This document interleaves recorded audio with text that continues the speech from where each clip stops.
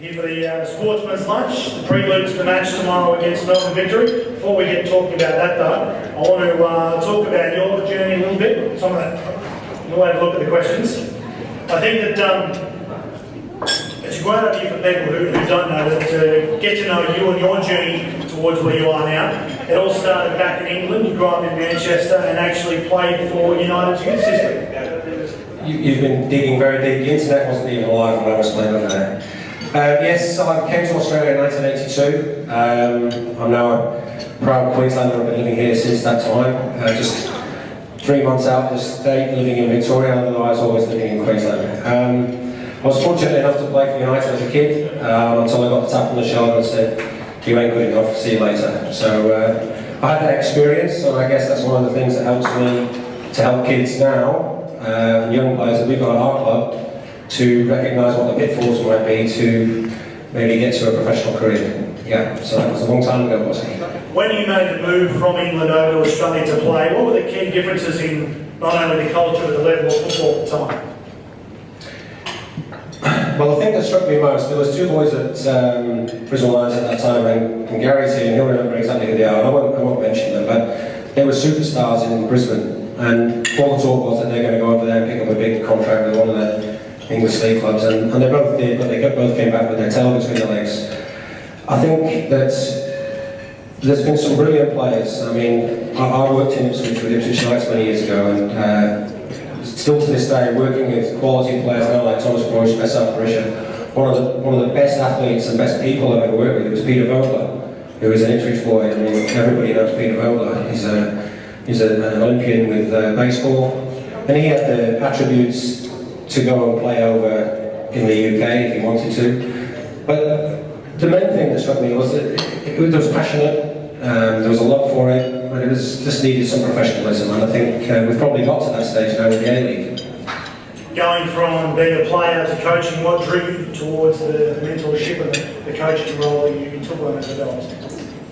I've always been involved in coaching. I'm very early in my football career when I was still playing. I took my badges and took some young teams. In Casey, when he was 11, was one of my first players. I think Troy's over here somewhere. He was there as well. Both picked in the Queensland team that was that 1988 or something. You're both feeling old now, aren't you? Not as old as me now. But coaching has always been a passion. You go on a journey. You do what you love. And I'm not the only one in this room, but I've made sacrifices to get where I am today. I remember having an excellent job and very, very good pay, but I got this taste where I was given an opportunity to work for the Queensland Academy of Sport, and basically I went to earn a quarter of what I was earning because this was my passion, this is what I wanted to do. And I encourage anybody to do that, because if you can wake up in the morning like I do right now and say, I absolutely love my job, and you're very fortunate. You mentioned that you worked here in Queensland with youth development. You also worked with Gold Coast United, but you also coached women down with the W League. What are the key differences between coaching women and men and youth? Estrogen and testosterone. I've already mentioned one, famous son from Ipswich, and another famous lady is Belinda Kitching. Another famous name from this area. I worked with her at QAS, and she, to this day, is one of the best goalkeepers I've ever worked with. Great distribution of the feet, excellent shot stopper, played for Australia.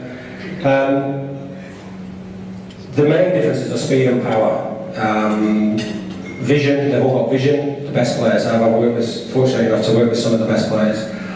And the attitude is that we all know the men's game is more popular, the women's game needs a push. Now I'm very pleased to see that Sean, who is here today, our managing director, has brought in the Brisbane Roar women's team under our umbrella, and that excites me because we're getting to the stage now where we're a real club. We've got youth, we've got women, and we've got seniors.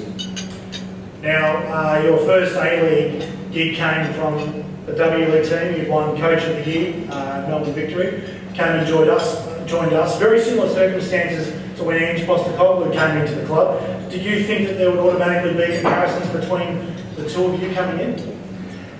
I think there always will be comparisons because I took over a team that had been very successful under Ange, and I owe him a debt of gratitude because I was very fortunate. Brisbane Roar is one of the only clubs in the A-League that has its own DNA. It has an identity, and I think all the football people in this room understand what I mean. We play possession-based football, we attack, we play at speed, we try and close people down high up the field, and he started that off along with Rado and Kenny Stead.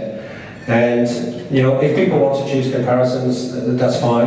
All I know is that he's won 2 A-League titles and I haven't won any, so he's well ahead at the moment. Talk us through the first couple of sessions that you took. You came in, Rado had finished up, you replaced him as the head coach. What was happening in the camp? Can you give us a couple of key indicators as to what you picked up straight away and why the team wasn't winning matches on the park?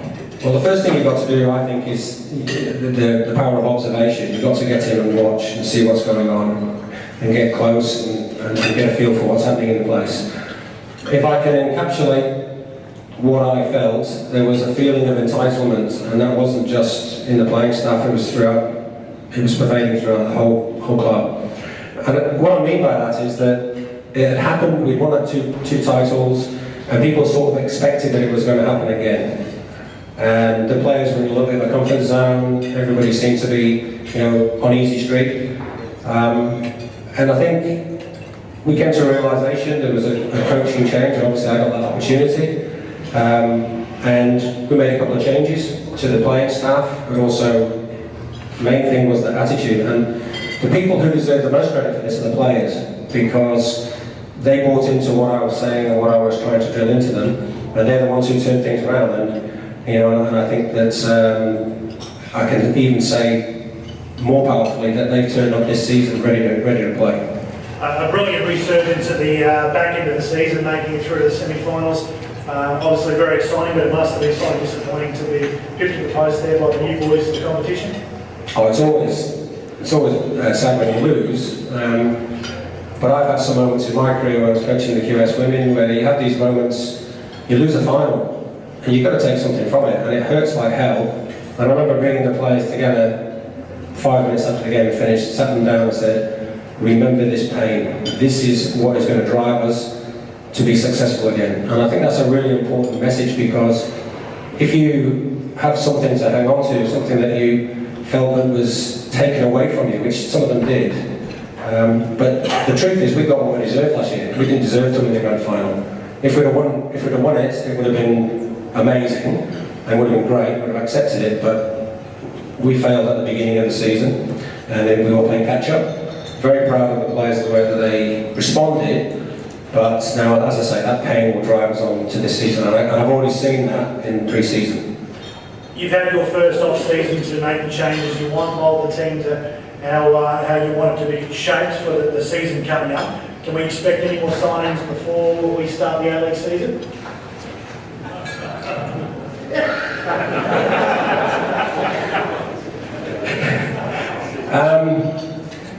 Well, last season we've had a bit of a turnover. I don't know how much everybody knows, but we did have a turnover. The people that we brought in, I'm very big on bringing youth players through, and we brought George Lambaderidis, who unfortunately succumbed to an injury for the season. We brought Corey Brown up to senior pro, and we brought in Dimitri Petratos, who's just had a knee operation and he's out for 3 weeks. We brought Diogo Ferreira in, who will play tomorrow night. He's from Melbourne Victory. And I guess our two key signings, and 2 players that I was determined to get, I gave Sean a list of 3 players and we managed to get 2 of them. It was Liam Miller and Manny Mackay. And if you see a training, the reason I brought these guys is because last year we got lost a little bit in the final third. We had some great creativity, but we never really threatened a lot in the final third in terms of getting numbers in the box and that final pass. And these 2 players I identified as clever, intelligent and evasive. That means they're not easy to pick up and they'll get beyond the ball and get into dangerous areas. And already I've seen that. Manny has come back and he's like a kid in a sweet shop. He's just so happy to be back amongst us, and he's going to make a big difference along with Liam. 3 seasons ago when Ange first took over the team, you'd probably say the Brisbane Roar led the way in the change within the A-League of how football was played. Possession, attacking, really aggressive when looking to get the ball back. Is that something that you're looking to continue and obviously then build on top and give it your own little twist as well? Yeah, as I said before, there was a DNA, and as I said, I was fortunate to walk into that because the philosophy of the club was very similar to my own. My job now is to tweak what has been there before and make it better, because you better believe it, what we did 2 years ago ain't good enough anymore. Everybody out there is improving. The quality of international players coming in is much better, and the depth of coaching is much better. There's a lot of analysis now. You can't get away with anything. You've got to be ready, you've got to be prepared. Tomorrow you'll see us play here, and we'll be 4 or 5 key players short, but I've got every faith in the young kids that we're bringing in are going to put up a good show against Melbourne Victory. So there'll be a few tweaks, but it will certainly be entertaining, because that's what I like to see, players entertain everybody. The game's all about fans, and it's all about the players.